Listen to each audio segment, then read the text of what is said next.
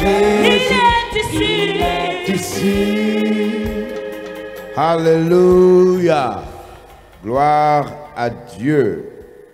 Seigneur, merci pour ta faveur. Merci pour ta main, encore une fois de plus, ta protection divine. Dans le nom puissant de Jésus-Christ. Amen. Nous voulons voir la suite de la prière et nous allons prier. Nous nous sommes arrêtés à la 15e prière, c'est ça? La 15e forme de prière. Et c'était la prière sans aucun doute. La prière sans aucun doute.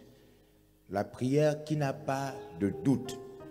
Nous passons à la 16e forme de prière. La 16e forme de prière. Et là, c'est la prière en fléchissant ses genoux. Il y a beaucoup de chrétiens, beaucoup de gens ne prient plus en fléchissant les genoux. Beaucoup de gens ne prient plus. Surtout dans ce que nous appelons les églises dites de réveil. Les gens ne prient plus à genoux. Les gens prient en marchant, les gens prient assis, les gens, quand il y a un problème grave, ils prient couchés, ils s'allongent à terre.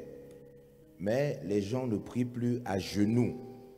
Cette position légendaire, cette position spirituelle, cette position biblique, se mettre à genoux pour prier, à genoux. Alors, Éphésiens chapitre 3, verset 14. Éphésiens chapitre 3, verset 14. Il y a plusieurs versets, mais nous pouvons lire ce verset. Éphésiens chapitre 3, verset 14, il est écrit. À cause de cela, je fléchis les genoux devant le Père. Waouh! À cause de cela, je fléchis mes genoux devant le Père. Oui? Duquel tire son nom toutes les familles dans les cieux et sur la terre. Alléluia. Amen. Yes. Quand vous lisez ce passage et vous lisez les passages qui viennent avant, vous serez étonnés. Vous serez étonnés de savoir les raisons pour lesquelles l'apôtre fléchit ses genoux. Les versets qui viennent avant, on nous parle de, verset 10, afin que les dominations et les autorités dans les lieux célestes connaissent aujourd'hui par l'Esprit, par l'Église, la sagesse infiniment variée de Dieu, selon le dessein éternel qu'il a mis à exécution par Jésus-Christ notre Seigneur, en qui nous avons par la foi en lui la liberté de nous approcher de Dieu avec confiance. Amen. Verset 13, aussi je vous demande de ne pas perdre courage à cause de mes tribulations pour vous. Elles sont votre gloire. À cause de cela, alléluia. Amen. Yes. Donc l'apôtre Paul, il est où? Il est persécuté. Il est même en prison. Donc il est persécuté et il prie pour les gens. Il est en prison, il prie pour les gens. Amen. Et en priant pour les gens, Paul, il se met à genoux. Il se met à genoux dans la persécution. Paul trouve toujours le temps de prier pour les gens. Vous savez, il y a des gens qui ne prient plus pour les gens quand ils ont des problèmes. Oui. En réalité, la plupart des gens ne prient pas pour les gens quand ils ont des problèmes. La seule idée qui ne vous vient pas à l'esprit quand vous avez un problème, c'est de prier pour les gens. Oui. Quand vous avez des problèmes, vous ne priez pas pour les gens. Vous priez pour vous. Vous demandez à Dieu de l'aide. Vous demandez à Dieu de l'argent. Quand vous devez, par exemple, vous êtes en Afrique, vous devez vous marier à la coutume et que vous n'avez pas le matériel. Là, vous ne priez pas pour les gens. Vous demandez à Dieu de vous venir en aide, à vous, vous seulement. Amen. Donc quand Satan veut nous empêcher de prier, vous savez ce qu'il fait pour les gens? Pour nous empêcher de prier pour les gens, il nous fait des problèmes. Satan est sûr qu'en te faisant des problèmes, tu ne vas pas prier pour les gens. Yes. Mais ici, l'apôtre Paul nous montre que on prie pour les gens même quand tu es en prison. Amen. Yes. On prie pour les gens même quand tu as des problèmes. Yeah. On prie pour les gens. Amen. Non, c'est vrai, quelqu'un vous appelle venir prier pour lui alors que vous-même vous avez un grave problème. La première chose que tu vas dire, c'est moi, vraiment là, appelle l'ancien Romaric. Appelle tel. Mais pas moi, là où je me vois là, j'ai un grave problème. Yes. Votre enfant est malade et puis vous devez l'amener à l'hôpital, quelqu'un vous appelle prier pour lui. Vous allez, vous voyez, ce qui est bizarre, et je prie Dieu que Dieu nous délivre et nous sauve de cette affaire. La facilité de ne pas faire les bonnes choses. La facilité. C'est très facile de s'excuser. Très facile de s'excuser. Très facile de ne plus faire ce que tu dois pourtant faire. C'est très, très facile. Comme être en prison. Tu es en prison, normalement, on ne peut pas t'appeler pour te dire, est-ce que tu peux prier pour moi? Tu vas te dire que la personne se moque de toi. Tu dis, mais comment tu peux me demander de prier pour toi? Tu sais bien que je suis en prison. Tu sais que je suis en prison. Ou bien tu es à l'hôpital. Yes, tu es à l'hôpital. Et puis, on t'appelle. Oui, allô, oui, ça va? Dis, ah là, c'est un peu compliqué, je suis hospitalisé depuis 3 jours. Ah bon, oui. Vraiment, je t'appelle là, s'il te plaît, prie pour moi. Est-ce que en ce moment, tu peux prier pour moi? Tu vas vraiment croire que la personne là, yeah, et tu vas dire, mais je t'ai dit que je suis à l'hôpital. C'est même toi qui dois prier pour moi. Ouais, c'est vraiment facile. C'est vraiment, aujourd'hui, les gens veulent maintenant plaire à l'homme. Ils ne veulent plus vraiment faire la volonté de Dieu. Avant les prières que les gens élevaient, c'était « Seigneur, je veux vraiment faire ta volonté. Je veux faire ce que tu dis. Guide-moi, ne me laisse pas me détourner de ta volonté. » Aujourd'hui, on n'a plus cette préoccupation de faire vraiment ce que Dieu dit. Ce que Dieu dit. Parce que si on avait cette préoccupation, on serait vraiment touché de savoir qu'on peut prier pour les gens à genoux, même quand nous sommes dans des problèmes. On fléchit les genoux pour les gens, alors qu'on a des problèmes, des graves problèmes. Oh Seigneur, toute personne qui a perdu un parent cher, un parent très cher, souvent il ne prie pas pour les gens.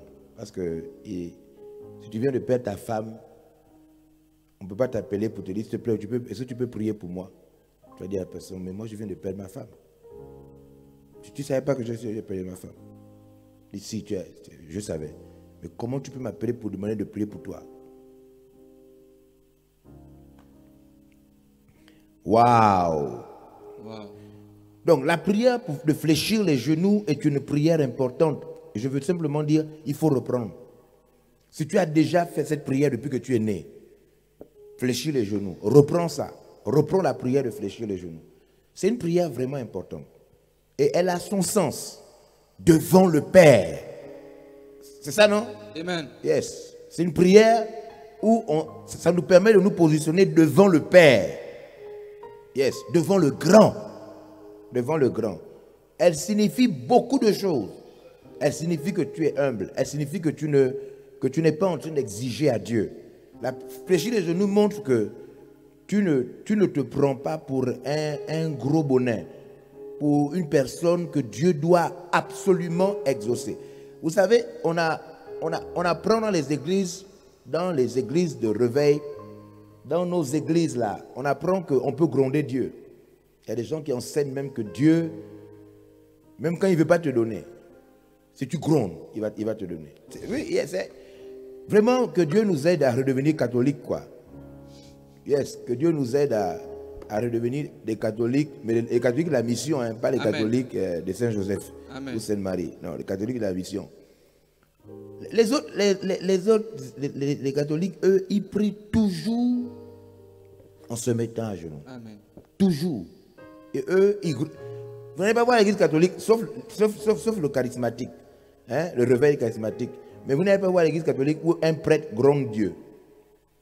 Il dit à Dieu, descends ici. Descends ici. Dieu. Ah Seigneur, pardonne-nous. Tout à l'heure, on va demander pardon. Tu n'as pas encore demandé pardon pour ça, non? Non, tu n'as pas encore demandé pardon pour ça. On va demander pardon pour Dieu. Ah, on gronde Dieu. Nous, on gronde Dieu. Et quand tu es à genoux, tu ne peux jamais gronder quelqu'un. La position même d'être à genoux, ça t'empêche de gronder. Vous n'avez pas remarqué ça? Yeah. Il faut essayer, tu vois, ça n'existe pas. Personne ne gronde à genoux, ça n'existe pas. Je crois qu'on gronde Dieu à cause de nos positions. Yes. Si on avait la vraie position, on n'aurait pas grondé Dieu. Parce que personne ne se met à genoux devant la personne et puis gronde. Ça n'existe pas. Amen. En général, quand on gronde Dieu, on est debout. Yes. Ou bien on est allongé, puis on tape à terre. Bou, bou, bou, bou, bou, bou. Quelqu'un a prié comme ça un jour sur mon bureau. Il était en face de moi. Et puis on prie. Et puis la personne tape sur mon bureau. Boum! J'ai dit, oh, c'est mon bureau. Comment tu peux... Tu es nouveau. Comment tu peux prier, tu tapes sur mon bureau? Oh. Donc, si tu ne veux plus gronder Dieu, reprends la position à genoux. Amen. Si tu ne veux plus gronder Dieu, si tu ne veux plus menacer Dieu. Menacer Dieu. Yes. Menacer Dieu. Où on a dit qu'il faut rappeler à Dieu quelqu'un. Les gens ont dit qu'il faut réveiller ma mémoire. Donc, Dieu a dit, tu as oublié.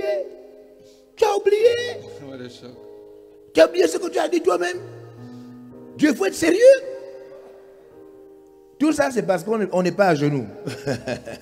Si tu es à genoux, tu es bien à genoux. Bien. Tu as dit que tu te mets bien à genoux comme ça. Bien, tu es à genoux. Tu ne peux pas gronder Dieu quand tu es comme ça. Tu peux pas. Ça, la position là, on ne gronde pas les gens dans la position là. Amen. C'est parce qu'on a perdu la position là maintenant que nos prières grondent Dieu, des trucs comme ça. Yes. Alléluia. Amen. Donc si tu veux recommencer à faire des vraies prières humbles, retrouve la position à genoux. Amen. Waouh. Wow. 17. La prière jusqu'au sang. La prière jusqu'au sang. C'est une prière. C'est la prière, une des prières de Jésus. La prière jusqu'au sang. Luc 22. Non, il faut vraiment recommencer la prière à genoux. Ça va beaucoup nous exaucer. La prière à genoux. On va arrêter de blâmer Dieu. Yeah. Les gens ont dit, les anges, je vous ordonne de venir par ici. Venez contrôler cette salle. Ça c'est grave. Grave. Là, les anges disent que lui là, il est sauvage. C'est un enfant de Dieu, mais il est sauvage.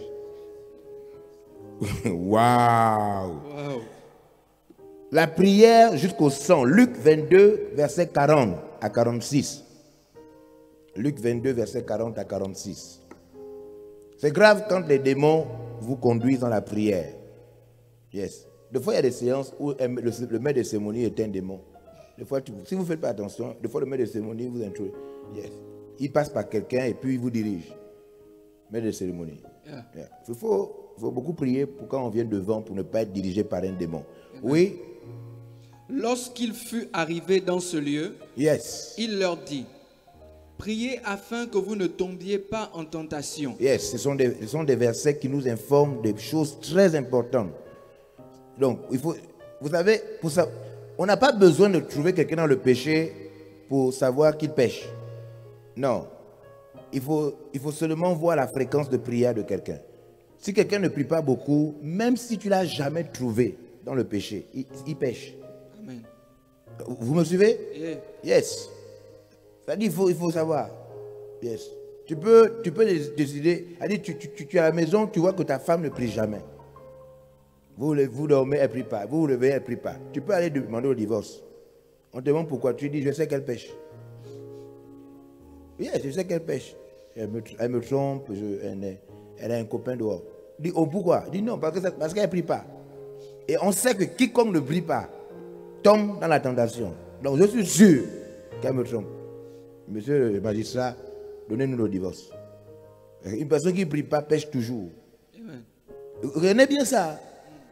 Par exemple, tu cherches l'argent à la maison avec tes enfants. Tu cherches de l'argent. La première personne que tu amènes à la police, c'est celui qui ne prie pas. Parce que celui qui ne prie pas, il est plus tenté que tout le monde. C'est écrit là, non? Remettez le verset. Amen. Remettez le verset. C'est Jésus qui parle. Tout ce que Jésus dit est vrai. Amen. On dit, priez afin que vous ne tombiez pas En tentation. Yes. Faut pas chercher. Quand la police te dit, c'est lui qui a volé, tu dis oui. C'est lui qui a volé. On dit, pourquoi tu voulais le trouver? Tu dis non, c'est lui qui ne prie pas. Et d'après la Bible, c'est celui qui ne prie pas qui est plus tenté que les autres. Amen. Et qui tombe dans le péché. Yes, c'est comme ça. Mais nous les chrétiens, on ne veut pas croire à Dieu. C'est celui qui ne prie pas qui est plus tenté. Et donc quand on ne prie pas, on est vraiment tenté. Yes. Vous savez, si on ne priait pas, on devait encore être, si on ne priait pas un peu, on devait être encore plus tenté. Plus tenté. Oui.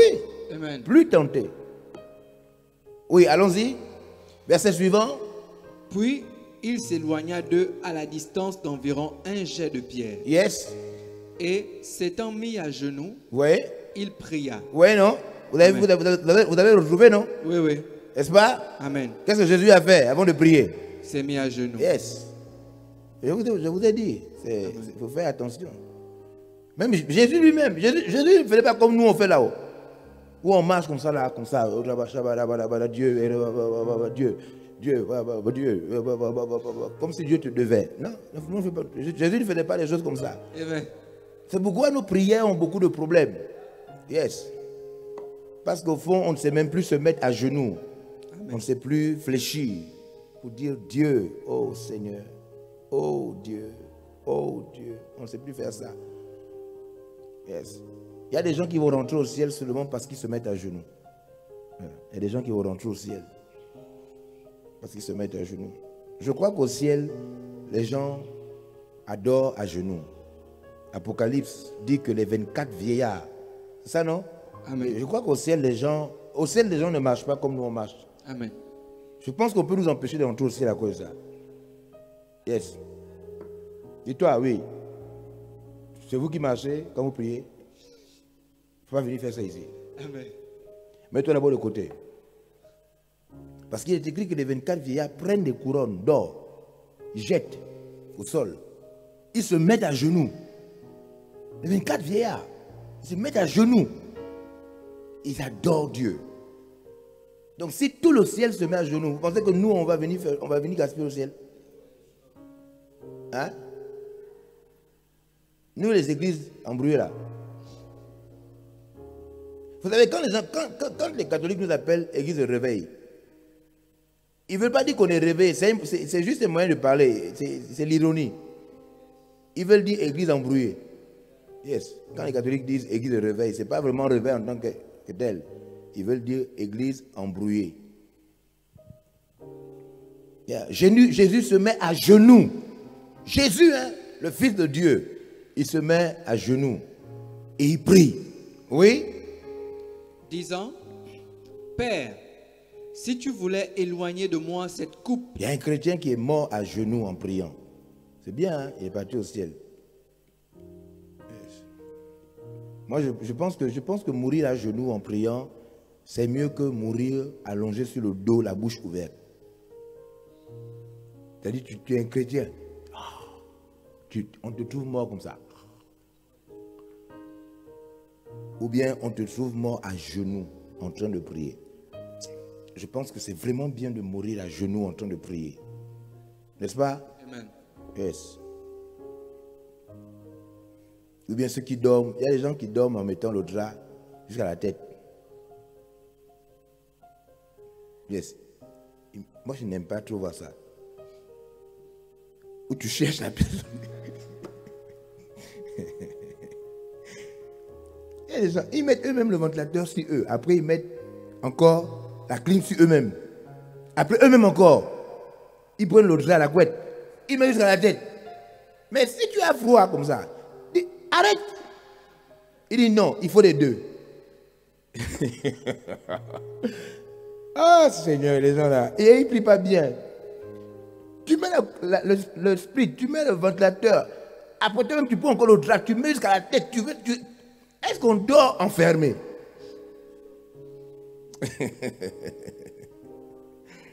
Oh, Saint-Esprit.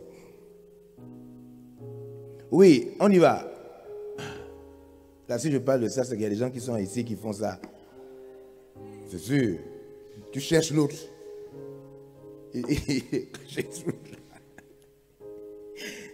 Oui. Toutefois, que ma volonté ne se fasse pas, mais la tienne. Waouh! Ça, c'est la prière de Jésus. Amen. Toutefois que ma volonté. Ça, c'est une prière, tu peux prier. Vous savez, la prière là, même si tu ne connais pas prier, la prière là, elle a tout à l'intérieur. Amen. Yes. Dans la prière là, il y a guérison. Dans la prière là, il y a le salut des âmes. Dans la prière là, tu peux faire seulement la prière là. Même si tu ne fais pas une autre prière sur terre, tu seras exaucé. La prière que Jésus a faite là, c'est une prière résumée. Jésus a résumé dans sa prière tout ce qu'on peut dire à Dieu. Vous savez qu'il est écrit qu'il ne faut pas beaucoup parler à Dieu, non? Amen. Hein? Yes. Moi, j'ai un sentiment comme ça. J'ai un sentiment comme ça. C'est un sentiment de Dieu. Je n'aime pas quand on me parle beaucoup. Je veux qu'on me donne seulement l'essentiel. Quand tu veux expliquer, non, voilà, je dis non, dis, il y a quoi? Dis vite. Dis vite ce que tu veux dire. Ne passe pas. Dieu aussi n'aime pas ça. Il n'aime pas quand tu dis non, voilà, hier quand je suis venu, donc je suis passé, il dit non, dis déjà ce que tu veux dire. C'est ce que la Bible dit. Dieu n'aime pas trop de paroles. Et les gens occupés sont comme ça. Les gens qui sont occupés n'aiment pas trop que tu racontes beaucoup de choses. Dis déjà ce que tu veux dire, Amen. vite. Amen. Avant de rencontrer quelqu'un, quand tu vas parler, résume vite dans ta tête ce que tu vas lui dire. Ne pense pas qu'il a tout le temps de t'écouter. Yes, Dieu aussi est comme ça. Alléluia. Et donc Jésus, il a résumé. Il dit à Dieu. Il n'a pas dit, vous savez, Jésus était tenté à Gethsemane, non? Amen. La prière, il était à Gethsemane, non? Amen. Yes. Il n'a pas dit à Dieu, Seigneur, là ils sont en train d'arriver. Moi, je ne sais pas ce que j'ai fait aux gens. J'ai guéri les malades, j'ai ressuscité les morts. Moi, les gens, ils ne m'aiment pas, Seigneur. J'ai ramené Lazare à la vie. À qui je n'ai pas donné du pain? Dieu. À qui?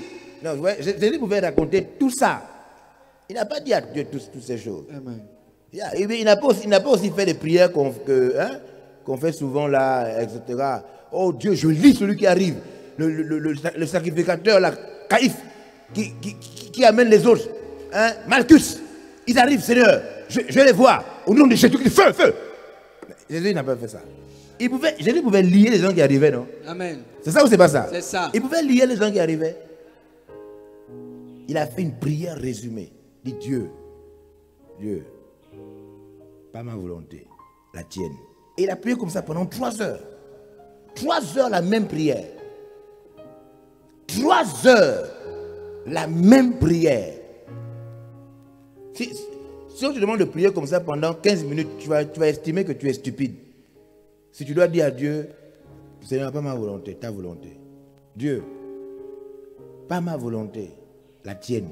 Si tu dois faire ça pendant 15 minutes, tu vas te sentir stupide. Tu peux même quitter l'église.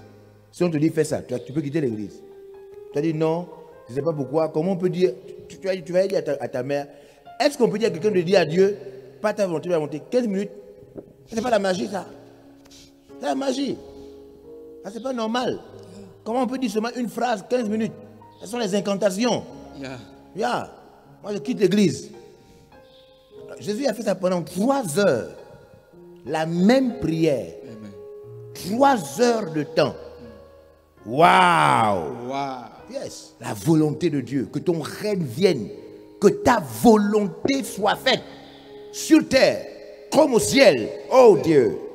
Alléluia. Oui. Magnifique. Alors un ange lui apparut Oui. du ciel pour le fortifier. Yes. Étant en agonie, Yes. Agonia. Oui. Angoissé. il priait plus instamment. Il pria plus instamment. Et sa sueur devint comme des grumeaux de sang. Yes. Oui. Donc la prière jusqu'au sang. La prière jusqu'au sang.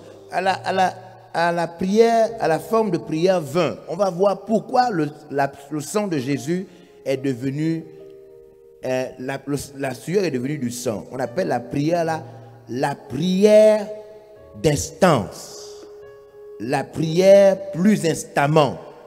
On va voir pourquoi la sueur de Jésus est devenue du sang. Mais il faut déjà savoir qu'il y a une prière où tu pries et puis il y a des changements chimiques. Il y a une prière où tu pries, il y a des changements chimiques.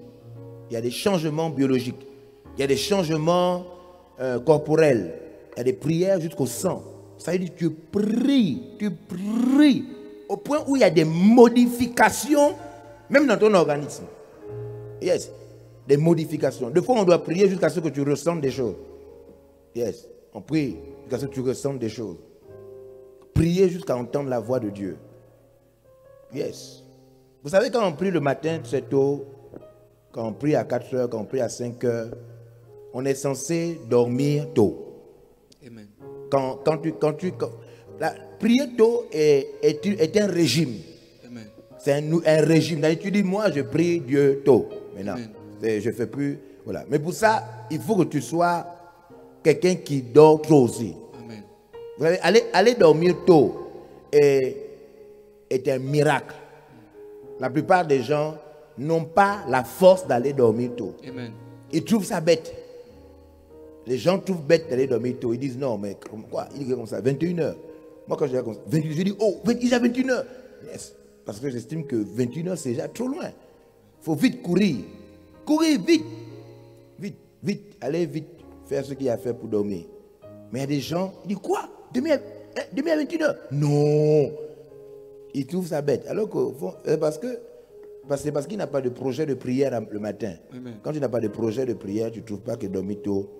Yeah. Donc il ne faut pas veiller. Veiller, la nuit tu fais tout et puis après tu viens prier à 4 heures du matin, 5 heures. Tu ne vas pas prier, tu vas faire des choses que tu es assis comme ça. Dès qu'on dit prie, tu fais ça. Ouais, le choc. Ça c'est Dieu, là tu viens insulter Dieu.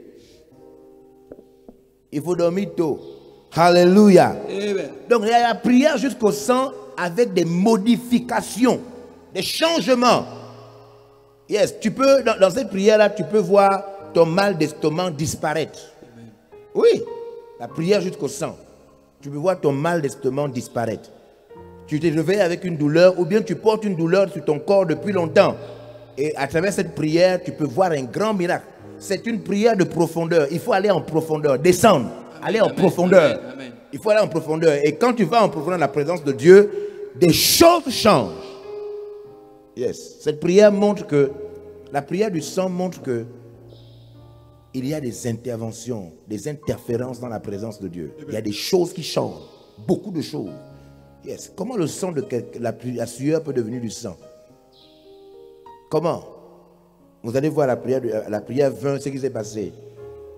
Donc ensuite, il y a verset 18. La prière 18. La prière du combat. La prière du combat, c'est la prière 18. Voilà, la 18 prière. Yes. La prière du combat. Éphésiens 6. Éphésiens 6. Oui, 6, à partir du verset 12. À partir du verset 12, n'est-ce pas, à 19. Il est écrit, c'est une prière très importante. Car nous n'avons pas à lutter Yes. contre la chair et le sang, Yeah. mais contre les dominations, contre les autorités, contre les princes de ce monde de ténèbres, contre les esprits méchants dans les lieux célestes. Alors, vous voyez, ce verset biblique-là est un verset biblique que la plupart d'entre nous ne comprennent pas. Amen. Ce verset biblique-là, c'est un des versets de la Bible dont la plupart d'entre nous ne comprennent absolument pas ce verset. Amen. Absolument pas. Non seulement que nous ne le comprenons pas pour beaucoup, mais aussi, ça fait partie des versets bibliques que les démons font oublier. Nous font oublier tous les jours Amen. ce verset biblique. Amen. Les démons font oublier ça aux chrétiens, surtout aux chrétiens sincères. Surtout les chrétiens sincères, les chrétiens, les vrais chrétiens. Les démons font que ces versets bibliques-là, tu oublies ça beaucoup. Yes, beaucoup. Ce verset biblique est en train de nous dire une chose qui normalement doit donner à la prière tout son sens. Les versets bibliques là disent que on est entouré des êtres Amen. sans corps, Amen. des esprits Amen. impurs. Amen. Ces versets bibliques nous montrent qu'au fond, tout ce que nous faisons là, ce ne sont pas des choses humaines. Amen. Il y a des esprits qui contrôlent au niveau même décisionnel. Amen. Ces versets bibliques. Ils disent que ne faites pas attention à la chair. Ne faites pas attention à la chair, ce n'est pas vrai. Parce que ce verset biblique nous montre qu'au fond, les démons veulent nous faire croire que ce qu'on vit est normal. C'est humain. C'est ce que ce verset biblique dit. Il dit, hey, c'est pas vrai. C'est pas vrai. Vous savez, les démons ont réussi à faire croire que la pandémie est normale. Yes. Il y a beaucoup de maladies, même les démons. Par exemple, le paludisme. L'une des premières causes de mortalité en Afrique. C'est-à-dire une arme incroyable qui tue le plus en Afrique. Et les démons nous ont fait croire à tout le monde que le palud est normal. C'est pourquoi quand vous attrapez du paludisme, vous ne chassez pas les démons. C'est vrai ou c'est vrai? C'est vrai. Yes. Quand tu attrapes le palud, tu ne peux jamais chasser le démon. Jamais. C'est vrai ou c'est pas vrai? C'est vrai. Suivez. Même les chrétiens qui te rendent visite, ils ne chassent pas le démon. Amen. Dès que tu dis seulement, on dit tu as quoi? Tu dis j'ai le palud. Les chrétiens ne prient plus. Dis d'accord, ok. Tu as pris le quartem? Tu as pris le d'accord? Ok, le reste on attend le processus. C'est vrai ou c'est pas vrai? C'est vrai. Si tu dis autre chose, les chrétiens prient. Mais si tu dis paludisme, même s'il voulait prier, il dit oh laisse, c'est bon. C'est une maladie normale. C'est Dieu qui t'a envoyé ça. Yes. Les démons sont terribles. Oh. Amen. Et il dit que ce verset biblique là, c'est un verset que vous n'avez jamais compris. Il faut relire. Dieu nous dit non, n'attribuez pas ce qui se passe à la nature. C'est ce que Dieu dit. Amen. Il dit non, n'attribuez pas. Il y a des dominations derrière. Moi, je pense que si on comprenait ce verset biblique-là, chacun de nous devait prier tous les jours, sans arrêt. C'est ce que ce verset est en train de dire. C'est parce qu'on ne comprend pas ce verset biblique-là qu'on prie. Yes. J'ai vu des gens prier, même à l'église. J'ai vu des gens prier, il est en train de prier, il prie. Et pendant qu'il prie comme ça, il entend un bruit bizarre. Boum, il fait ça. Ah. Donc il priait en ayant peur. Il prie en même temps, il a peur. Parce qu'on ne sait pas que les esprits sont là. Yes. Oui. On ne sait pas que les esprits sont là. Regardez ce verset. C'est un verset incroyable. Les princes, les ténèbres, les esprits méchants dans les lieux. Les autres, ils sont organisés. Ah Seigneur mon Dieu. Ils sont organisés. Ouh. Donc les prières, même quand on est lourd pour prier là, c'est son Dieu. Amen. C'est son Dieu. Ils sont organisés. Ah, ils sont organisés. J'ai eu la compréhension de beaucoup de versets il y a quelques semaines des démons. Beaucoup. Je me suis dit, oh, mais donc c'est vrai. Je ne savais pas que c'était comme ça. Je ne savais pas que les démons venaient à la réunion. Aux réunions. Moi, je ne savais pas que les démons assistaient aux réunions. Je ne savais pas. Quand j'ai compris Jacques 2, quand Jacques 2 dit qu'ils ont un même Dieu, eux aussi croient comme nous. Ils croient comme nous. Et ils aiment. Je me suis dit, oh. Et pourquoi les démons, ils croient comme nous et puis ils aiment? Et je suis allé voir ce que Jésus a dit, comment ils ont dit à Jésus, Maître, ne nous chasse pas hors du pays. Hein? Envoie-nous dans les pourceaux. Yes. Donc les démons aiment au contact de Jésus. Ils aiment au contact de la puissance de Dieu. Si les démons tremblent, vous savez, les démons qui sont en forêt ne tremblent pas. Amen. Non, les démons qui sont dans la forêt ne tremblent pas. Yes. Quand ils étaient dans le fou de Gadara, ils ne tremblaient pas. Yeah. C'est quand ils étaient au contact de Jésus, à la réunion où Jésus venait pour délivrer la personne. C'est là où ils tremblaient. Donc quand on dit que les démons croient à un même Dieu et ils tremblent, ça veut dire qu'ils sont en réunion. Amen. Et ils se posent la question de savoir, est-ce qu'on va me chasser? Est-ce qu'on va délivrer la personne? Les démons sont en réunion. Yes. Les démons sont en réunion. Hein? Yeah. Oui. Ça m'a beaucoup touché de savoir que les démons se baladaient, ils faisaient beaucoup de choses. Oui. Yes. C'est la prière du combat. Ça dit, la prière du combat, ce n'est pas la prière où on gronde ce que tu ne connais pas. Hein? C'est pas ça la prière de combat. Je commence à dire, hey! Non, ça, on va trouver un nom pour ça. Ça, c'est la prière de la folie. Mais, c'est la prière de la folie. La prière où tu parles, hey! Dieu! Hey! Tu chasses! Non, la prière de combat, c'est que tu dois d'abord savoir qui tu chasses. Ils sont réels. Amen. Si tu n'as pas la réalité des démons, tu ne fais aucun combat. Amen. Vous n'avez jamais posé la question, c'est qui? Qui est là? Qui est là? C'est qui? Quand tu parles comme ça, tu ne connais pas qui est là. Tu veux juste savoir s'il y a quelqu'un. C'est vrai, n'est-ce pas? C'est vrai. Yes. C'est ce que nous on fait quand on prie pour les combats. Ce n'est pas la vraie prière. La prière qui pose la question, hey, Satan, je le chasse. Si tu es là, ce n'est pas la vraie prière. Il faut d'abord que tu sois conscient qu'ils sont là. Comment ils opèrent. Comment ils se manifestent. Yes. Jésus a chassé un démon dans le corps de son collaborateur. Toi, tu n'as jamais chassé un démon avec un frère. Le frère est debout comme ça, il parle avec toi. Tu dis, hey, Satan, sors de ce corps. Qui a fait ça? Personne. Tu n'as jamais, parce que tu ne sais même pas que les démons sont sur les gens. C'est pourquoi tu n'as jamais dit à un frère, Satan, sors de ce corps maintenant. Un frère, je ne parle pas d'un païen, je parle d'un chrétien. Alors vous pensez que c'est Pierre le seul qui avait un démon sur lui? Non, non. Non, il y a beaucoup de frères. Moi j'ai déjà vu des pasteurs qui ont des démons sur eux. J'ai déjà vu des gens me poser la question que seul un démon peut me poser. Yes, j'ai déjà vu. Tu sens bien que lui là, c'est Satan est sur lui.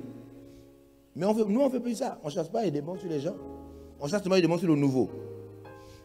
Mais alors qu'il y a des pasteurs, des chantres, des collaborateurs, des fois qui ont le démon sur lui. Amen. Le démon sur eux. Pas à l'intérieur, sûr. Amen. Pas à l'intérieur, sûr. Amen. J'ai trouvé des versets qui montrent que les démons sont sur les gens. Waouh! Wow. Yes, quand tu vas voir les démons, tu pourras chasser les démons même sur les gens. Yeah. Sur des personnes. Il y a des questions qui montrent bien que lui il est possédé. Il y a des situations qui montrent que lui là a un démon. Waouh! Lisez.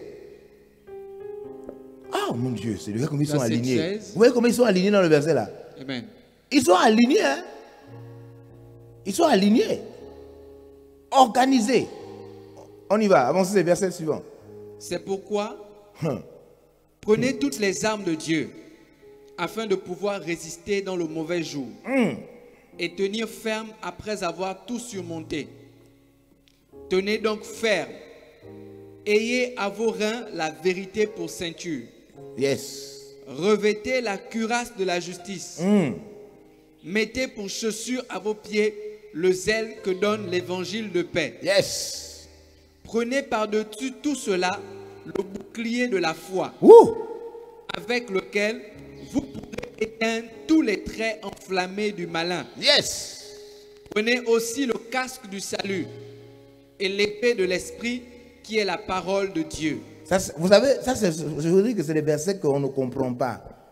La plupart des versets là, on ne les comprend pas. Ça veut dire que tu ne comprends même pas au fond là que c'est la prière. Regardez le verset 18. Vous voyez que c'est la prière.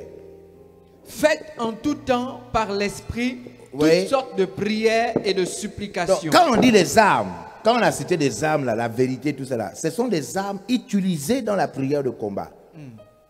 Ce sont des armes utilisées dans la prière de combat. Donc, les gens, ils font quoi? Ils séparent les armes là de la prière. Quand les gens lisent ces versets-là, ils séparent les armes là. Ils pensent qu'ils peuvent utiliser la vérité sans la prière. Yes. D'autres même, ils pensent qu'ils peuvent utiliser la justice sans la prière. Le zèle sans la prière. Non, non, non. Ce sont les armes de la prière. Amen. Du combat. Amen. C'est-à-dire que dans le combat, celui qui prie, qui fait le combat, utilise ces armes-là.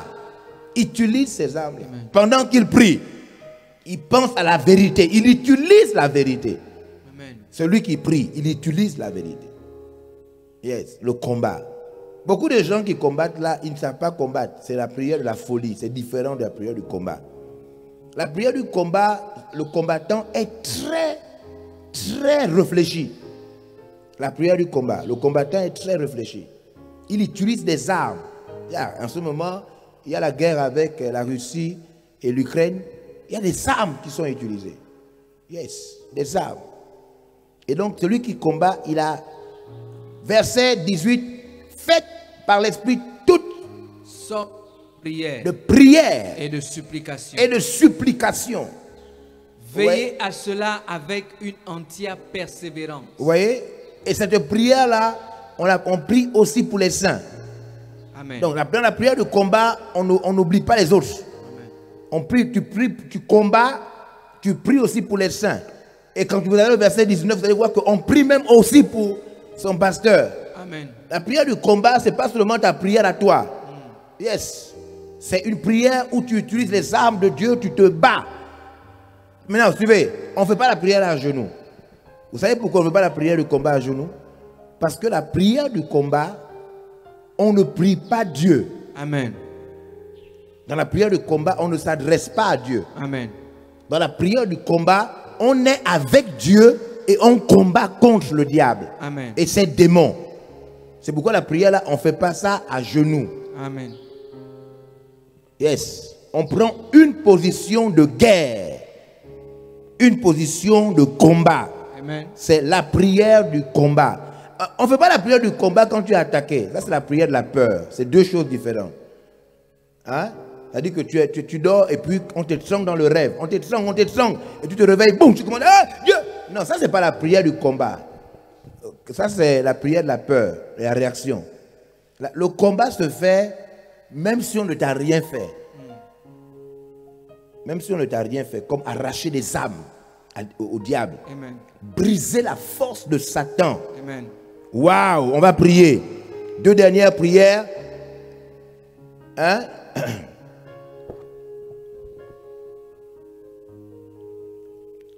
La prière de nuit. La prière de la nuit. La prière avant qu'il ne fasse jour. La prière de la nuit. Yes. La prière dans la nuit. Matthieu 26, verset 41. La prière de la nuit. Matthieu 26, verset 41. Notez cela. Et on termine par la dernière prière. Vous pourrez lire à la maison. Chez vous, à l'endroit où vous êtes. Et la dernière prière. La prière de la force. La prière. On a déjà vu la prière de la foi. On a tout vu. Et ça, c'est la prière de la force. C'est cette prière qu'on appelle prier instamment. Luc chapitre 22. Luc chapitre 22, verset 44. On appelle cette prière la prière de la force. plus instamment. La prière de la force. C'est une prière très importante. C'est elle qui a cassé les veines de Jésus. C'est la prière de la force. Luc 22, 44, il est écrit, étant en agonie, yes, il priait plus instamment. Étant en agonie, là, ça veut dire étant angoissé, agonia, l'angoisse, hein, l'anxiété. Jésus était vraiment perturbé. Se sentant perturbé, embêté, il a fait quoi? Il priait plus instamment. Il a mêlé la force à la prière. Il a ajouté à la prière la force. Alléluia. Amen. Regardez le verset 43. Regardez le verset 43. C'est la prière de la force. Yes. Alors un ange lui apparut du ciel. Pourquoi? Pour le fortifier. Yes. Vous avez compris? Amen. L'ange est venu faire quoi? Donner la force. L'ange a amené quoi? La force. Dans la prière, il faut s'attendre à la présence des anges qui descendent pour te donner la force. Amen. Donc la prière, c'est pas seulement parler à Dieu. La prière, c'est dégager une énergie. Et deux fois, on t'envoie un ange pour t'aider. Amen. Yes, c'est Amen. fort, hein? Ce sont les mystères de la prière. C'est la prière 20. Yes, la 20e prière. Tu es en train de prier comme ça, mais comment tu es en train de prier? On t'envoie un ange. Pourquoi on t'envoie un ange avec un sac de force? Amen. Un ange descend avec un sac où il y a la force à l'intérieur. Amen. Pourquoi? Mais parce que la prière, c'est travailler. Amen. C'est opérer. Amen. La prière, c'est intervenir. Amen. La prière, c'est pas juste parler. Amen. La prière, c'est pas raconter, c'est pas créer des phrases. Quand tu pries, tu es conscient qu'une puissance t'anime. Amen. Tu es en train d'opérer. Et on dit au verset 44 que Jésus a ajouté la force à sa prière, instamment, plus instamment, avec plus de force. Waouh! Wow. Donc une grande force était sur lui pendant qu'il priait. Et l'angoisse, à un moment, a diminué la force. Il se sentait faible. Pendant qu'il priait, et Dieu a dit rapidement, envoyez un ange. Rapidement. La force vient de Dieu. L'ange est descendu rapidement.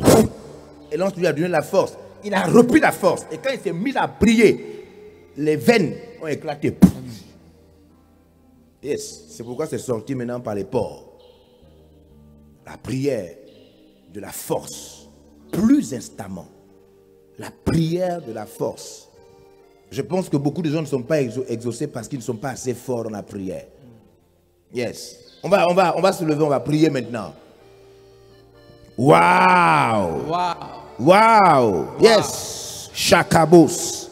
Vous pouvez retrouver l'intégralité de ce message sur la page Facebook et la chaîne YouTube de l'apôtre évangéliste Georges Olivier Passabois.